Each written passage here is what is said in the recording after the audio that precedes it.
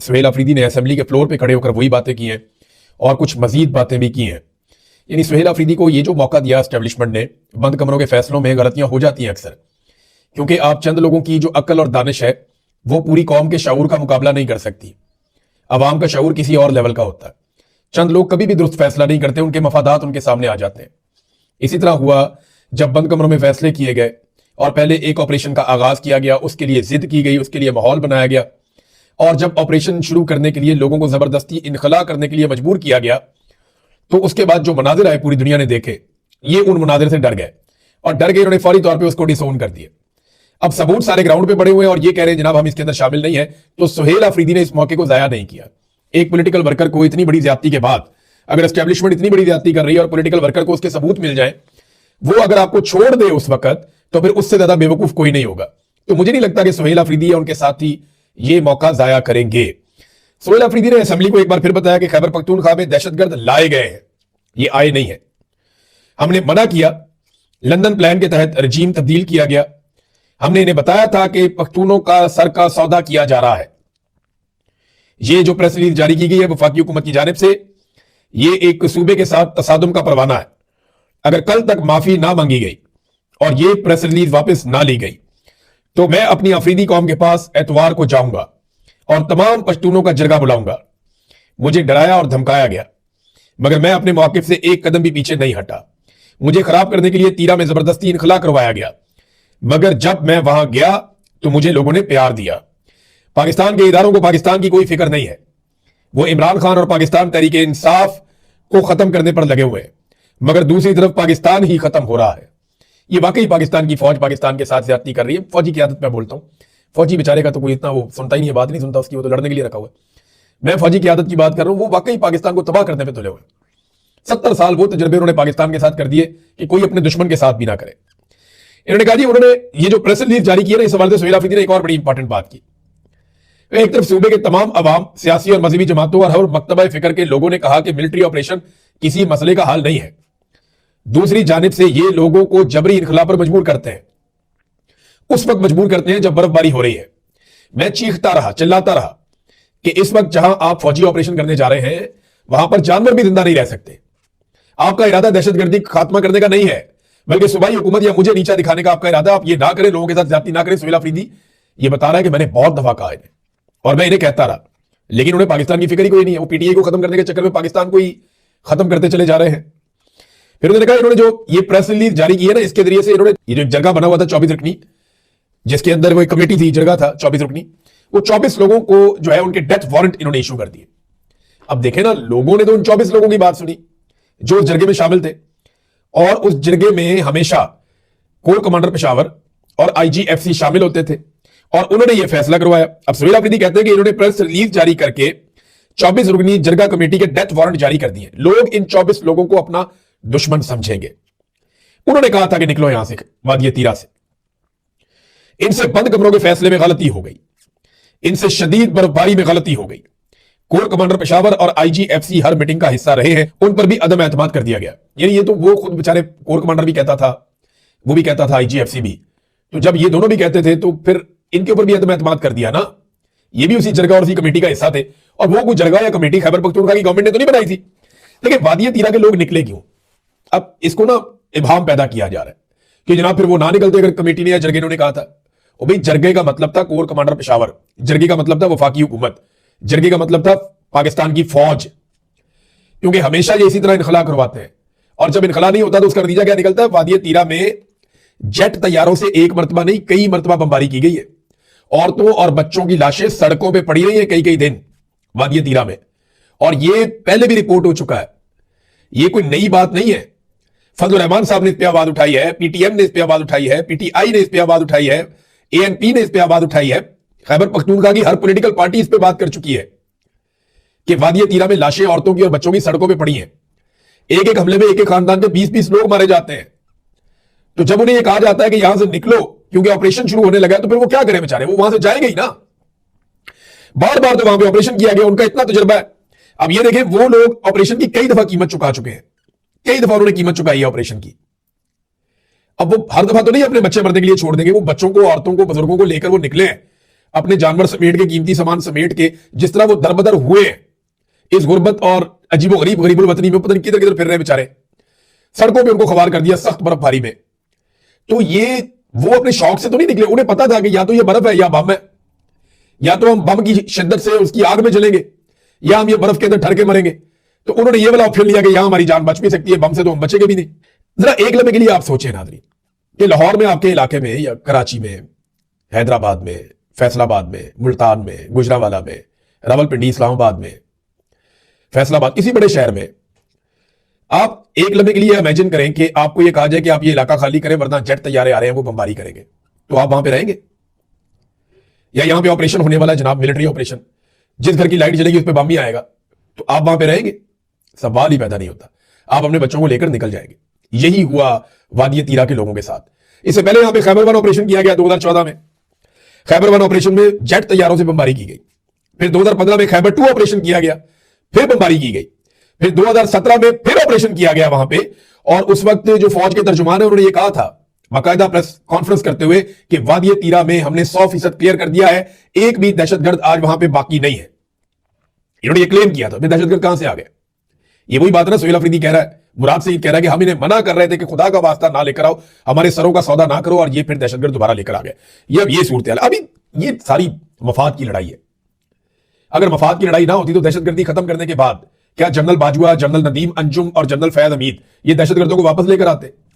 मफाद की लड़ाई है ना, जब दिल करता है ले आते हैं, फिर उनसे लड़ते हैं, फिर वापस भेज देते हैं, फिर दिल करता है फिर ले आते हैं, फिर उनसे लड़ते हैं, फिर वापस भेज देते हैं, फिर कभी उन्हें अच्छा कहते हैं, कभी उन्हें बुरा कहते हैं। अभी अमेरिका को या मगरब को जरूरत पड़ जाए मुजाहिदीन की, तो ये सारे फितनतुल खवारिज अल हिंदुस्तान, या ये सारे जो जिनको टीटीपी कहते हैं या दहशतगर्द कहते हैं, कुछ भी आप कहते रहे, ये सारे दोबारा मुजाहिदीन बन जाएंगे। ये जर्नैल इनके सरों पे दोबारा पगड़ियां रखेंगे, इनके गलों में हार डालेंगे जैसे माजी में डाले हैं। हमारे जर्नैलों ने दहशतगर्दों के गले में हार डाले हैं, एक दफा नहीं कई दफा डाले हैं, और फिर उनके साथ लड़ाइयां भी की हैं। तो अभी अगर उन्हें जरूरत पड़ जाए एक मरतबा फिर मगरिब को, तो ये फिर मुजाहिदीन हो जाएंगे। ये तो पाकिस्तान का गुड़ तालिबान बैठ तालिबान चलता रहता है, कोई नई बात तो नहीं है। ये तो हम हमेशा से कर रहे हैं और होता हुआ देख भी रहे हैं। अब नाज़रीन, फजलुर रहमान साहब हर ऐसे मौके पर जहां पे खड़ा होना होता है वहां गायब हो जाते हैं। इससे पहले खड़े होने का वक्त है, फजलुर रहमान साहब थाईलैंड निकल गए, बांग्लादेश निकल गए, थाईलैंड निकल गए। अब खड़े होने का वक्त है तो फजलुर रहमान साहब साउथ अफ्रीका निकल गए। सारी जिंदगी इस सियासतदान ने मदद कार्ड इस्तेमाल किया, यहूदी कार्ड इस्तेमाल किया, इसराइल कार्ड इस्तेमाल किया, अमेरिका कार्ड इस्तेमाल किया, और पता नहीं कौन कौन सा मजहबी कार्ड इस शख्स ने सारी जिंदगी इस्तेमाल किया। आज खड़े होने का वक्त आया, साउथ अफ्रीका की फ्लाइट पकड़ी, हो गया। ये जनाब फजलुर रहमान साहब और उनकी टोटल सियासत पड़ी है। इमरान खान के दौर में इसकी भड़के खत्म नहीं होती थी, बहुत चिल्लाकर ऊंची आवाज में चीख कर फजलुर रहमान साहब बोलते थे, और आज फजलुर रहमान साहब मेमने की तरह बोलते हैं, बहुत आहिस्ता आवाज में, धीमी आवाज में, और फिर फ्लाइट पकड़ के निकल जाते हैं। 27वीं तरमीम और थी, फिर निकल गए थे। अभी फिर कौम को जरूरत है, रहनुमाई की जरूरत है, रहनुमा निकल गया पीछे से, मैं नहीं, आप ही कर लो। अब ये बोर्ड ऑफ पीस का मामला है, इसमें तो फजलुर रहमान साहब को खड़े होना चाहिए था ना। सारी जिंदगी कौम को इन्होंने कश्मीर का और फलस्तीन का चूरन बेचा। मैं ये नहीं कह रहा कि ये कोई रोक लेंगे या कुछ कर लेंगे, लेकिन पैरों पे तो खड़े हो जाओ। सारी जिंदगी कौम को जिस चीज के लिए तैयार किया, जब वक्त आया तो खुद निकल गए चुप करके, नीवे नीवे होके। हाँ, मुझे ये पता है कि ये वापस आएंगे, 8 फरवरी पे एहतजाज करेंगे, उसके बाद इनको हल्की फुल्की ढोलकी बजाने की इजाजत दी जाएगी कि आप फलस्तीन के लिए एहतजाज कर लें, थोड़ा सा आप गजा के लिए कर लें, थोड़ा सा ये कर लें, थोड़ा वो कर लें, ये करेंगे ये। लेकिन ये एक लिमिट से आगे कभी नहीं जाएंगे, क्योंकि ये शुरू दिन से एस्टेब्लिशमेंट के साथ हमेशा सहूलतकार के तौर पर मौजूद रहे हैं। चंद बयानियां और शख्सियात ऐसी हैं जो बहुत बुरी तरह पिट गई है नाज़रीन इस दफा। इदारे भी बहुत बुरी तरह डिस्क्रेडिट हो गए, मीडिया बहुत बुरी तरह डिस्क्रेडिट हो गया पाकिस्तान में। अब ये जो बयानिया बहुत बुरी तरह ISPR के जो बयानिए पिटे हैं ना, वो तारीख में कभी ऐसा नहीं हुआ। यानी जिनके ऊपर बड़े बड़े लतीफे और मीम्स बन गए, मैं आपको बताता हूं। नंबर 1, तीरा के लोग आज खुद नकल मकानी कर रहे हैं। क्यों जी? वो पिकनिक बनाने आ गए बाहर। कौन आता है अपना घर छोड़ के? यानी उन्हें ख्वाब आया और वो आज खुद नकल मकानी निकल गए बाहर। ये क्या हुआ? तो पहला तो इनका मजाका खेज बयानिया जो पिट गया बहुत बुरी तरह के, तीरा के लोग आज खुद नकल मकानी कर रहे हैं। दूसरा बयानिया जो कर रही है बोर्ड ऑफ पीस के मामले में, हुकूमत कर रही है, हम कुछ नहीं कर रहे। हुकूमत वॉशरूम नहीं जा सकती अपनी मर्जी से, हुकूमत इमरान खान से मुलाकात नहीं करवा सकती अपनी मर्जी से, वो इतने बड़े बड़े फैसले कर रही है, सवाल ही पैदा नहीं होता। नंबर 3, हम गजा फौज नहीं भेज रहे। ये बयानिया भी पिट गया, पाकिस्तान में कोई मानने को तैयार नहीं। इनको ट्रंप ने ऑर्डर देना है, इन्होंने फौज सबसे पहले भेजनी है। नंबर 4, गजा और फलस्तीन हमारी रेड लाइन है। नंबर 5, हमास को गैर मुसल्ला करना हमारी रेड लाइन है। तारी रेड लाइन तो रोजाना ठुड्डे मार रहे हैं डोनाल्ड ट्रंप। DGISPR कहते हैं कि हमास को गैर मुसल्ला करना हमारी रेड लाइन है। इनकी रेड लाइन पे सुबह शाम ठुड्डे मार रहा है डोनाल्ड ट्रंप, और ये उसके साथ मिलने को सआदत समझते हैं। अजीब बात नहीं है, एक बंदा ठुड्डे मार रहा है आपकी रेड लाइन को, और आप सूझी हुई रेड लाइन लेके उसके साथ सुबह शाम मुलाकातें कर रहे हैं, और आप ये कह रहे हैं उसकी तारीफें कर रहे हैं और वो आपकी तारीफें कर रहा है। ऐसा नहीं है। कौम को चूरन ना बेचे, कौम को साफ बताएं कि आपका ट्रंप के साथ सौदा हो गया, जो ट्रंप करेगा, जो वो कहेगा आपके लिए सारा आंखों पे। कौम ने क्या कर लेना है? एक ही दफा खड़ी होगी तो वो सारा कुछ सेट कर देगी, और वो इंशाल्लाह एक दिन खड़ी होगी, सारा कुछ सेट करेगी, सबको अपनी अपनी डोमेन में वापस भेजेगी पाकिस्तानी कौम। एक दिन ये दिन आएगा, पाकिस्तानी कौम आजाद जरूर होगी इस जबरी तौर पे मुसल्लत शुदा एक निजाम से। ये पाकिस्तानी कौम आजाद होगी, होना एक दिन, 100% होना।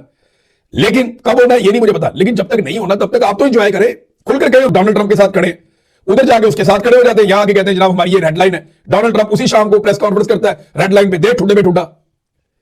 तो ये जनाब एक बहुत बड़ा मजाक ये भी है। फौज का सियासत में कोई किरदार नहीं है, ये तो कमाल किस्म का मजाक है ना, इसमें तो पाकिस्तान में कोई बिलीव ही नहीं करता। और फील्ड मार्शल के फैसलों से अवाम बहुत खुश है। ये भी एक चूरन बेचते हैं बार बार। वो टीवी चैनल के ऊपर पकड़ के ना वो वॉक्स पॉप्स चलाना शुरू कर दिया, मैंने आपको थोड़े दिन पहले बताया था। वो एक ही जगह पे बंदा खड़ा है, कह रहे हैं जी ये मरी में खड़ा है, उसी जगह पे खड़ा कह रहे हैं जी ये पिंडी में खड़ा है। वो पीछे एक ही लाइट चल रही है और एक ही तरह की बिल्डिंग और एक ही तरह की सड़क है। वही मुकाम कभी पिंडी बन जाता है, कभी कोई और इलाका बन जाता है, कभी मरी बन जाता है, समझ से बाहर है इनको। इन्हें चूरन भी नहीं बेचना आता। अब नाज़रीन आ जाए ईमान मज़ारी साहिबा वाले मामले पे। अब इस पे ना जो वकला की तंजीमें है ना, वो अब जान छुड़ाने की कोशिश कर रही हैं इस्लामाबाद में। एक्चुअली तो ये सारा मामला मशकूक है, और मुझे ऐसा लगता है कि ईमान मज़ारी को और उनके शौहर को प्लेट के अंदर रख के हवाले किया गया पुलिस के, और इस बात का बंदोबस्त किया गया है कि बस ये खामोशी के साथ बड़े आराम से इनकी गिरफ्तारी हो जाए। मुझे ऐसा दिखाई दे रहा है।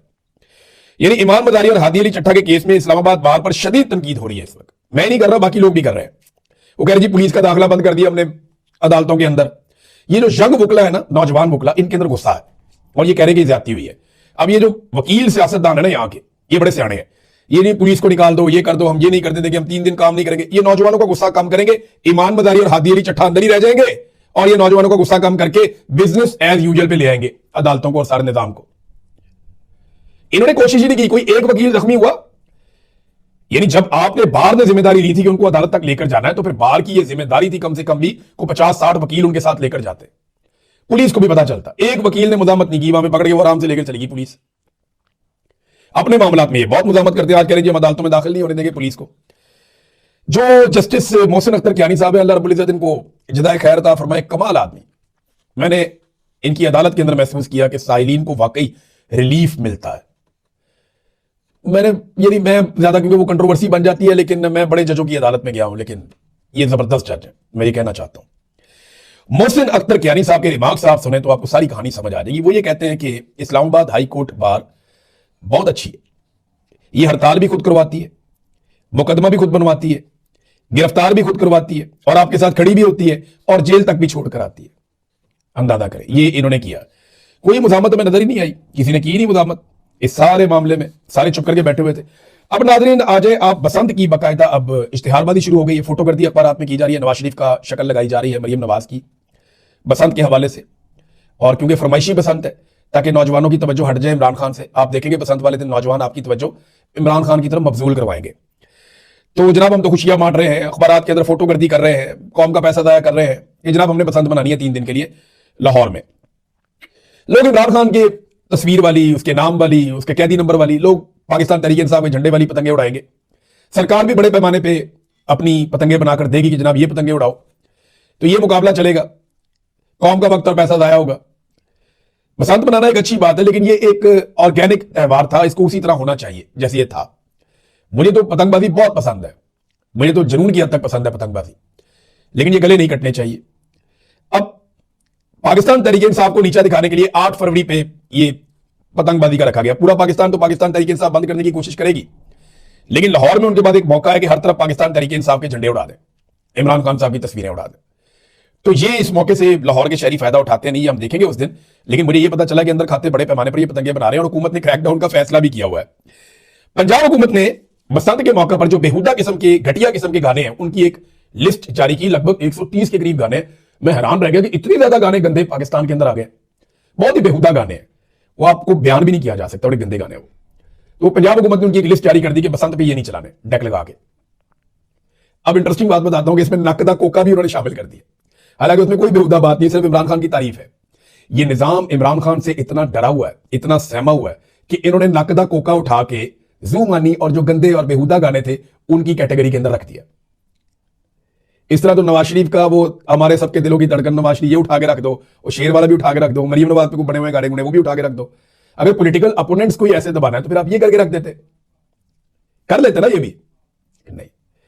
ये इनका खौफ जाहिर करता है, इनका खौफ ये बता रहा है। देखिए आप, ये एक नौजवान को दोबारा अगवा किया गया, ये अनीस सत्ती, आपको याद होंगे अनीस सत्ती, जिनके वालिद की आंखें आज भी मुझे वो, मैं जब कभी अनीस सत्ती का नाम आता तो उनके वालिद की आंखें मेरे सामने आ जाती, मुझे बहुत तकलीफ होती है।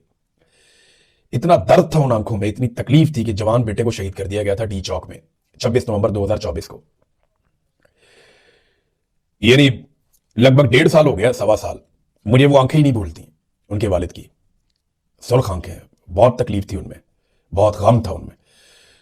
अनीस सत्ती के भाई हैं आसिम सत्ती, उन्हें 23 जनवरी को अगवा किया जाता है, बदतरीन तशद्दुद का निशाना बनाया जाता है, और बाद में टेक्सला के करीब अगवाकार उन्हें फेंक कर भाग जाते हैं, सिर्फ इसलिए कि मुकदमा न लड़ो, सिर्फ इसलिए कि आवाज मत उठाओ, सिर्फ इसलिए कि बैनुल अक़वामी फोरम्स पर आवाज मत उठाओ।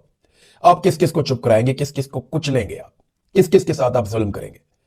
ये हर जुल्म का हिसाब आपको यहां भी देना पड़ेगा, और हर जुल्म का हिसाब आपको जाकर आखिरत के मैदान में अल्लाह रब्बुल इज्जत के सामने भी देना पड़ेगा। ये सारे मजलूम आपको गिरबान से पकड़ेंगे, किस किस से अपना गिरबान छुड़ाओगे, इनके साथ बहुत बुरी होने वाली है। आईएसआई के ऑफिसर्स, एमआई के ऑफिसर्स मार मार के पाकिस्तानियों को थक गए, मार मार के थक गए, वो और तगड़े होते जा रहे हैं, और तगड़े होते जा रहे हैं। एक पॉलिटिकल पार्टी जिसे लोग मम्मी डैडी पॉलिटिकल पार्टी कहते थे, आज वो रेजिलियंस की अलामत बन गई है पाकिस्तान में। और तहरीके लब्बैक जैसी हार्डकोर जमात जो है वो एक दिन के एक पैर में खत्म हो गई। कोई नाम लेना नहीं, तो पता चला जनाब कि कल उनका एक भाई पकड़ा गया, गिरफ्तार हुआ, कोई कुसका ही नहीं, किसी की आवाज ही नहीं आई। इतनी हार्डकोर पॉलिटिकल पार्टी, मजहबी जनूनियत की तरह उनका था, वो खत्म हो गई दिन के एक पैर में। जबकि पाकिस्तान तहरीके इंसाफ पिछले 4 साल में खत्म नहीं हो रही, एक मम्मी डैडी पॉलिटिकल पार्टी को लोहे की पार्टी में कन्वर्ट कर दिया, आयरन बना दिया उसे पकड़ के इन्होंने, और ये पाकिस्तान तहरीके इंसाफ बन गई। अब आप जितना पाकिस्तानियों को मारेंगे, जितना मारेंगे, ये उतने मजबूत होते जाएंगे। ये ट्रेड हो रहे हैं अपनी उस लड़ाई के लिए जो इन्होंने आपके साथ लड़नी है, और जल्द लड़ेंगे इंशाल्लाह। अब तक के लिए इतनी, अपना ख्याल रखिएगा, अपने चैनल का भी। अल्लाह हाफिज़।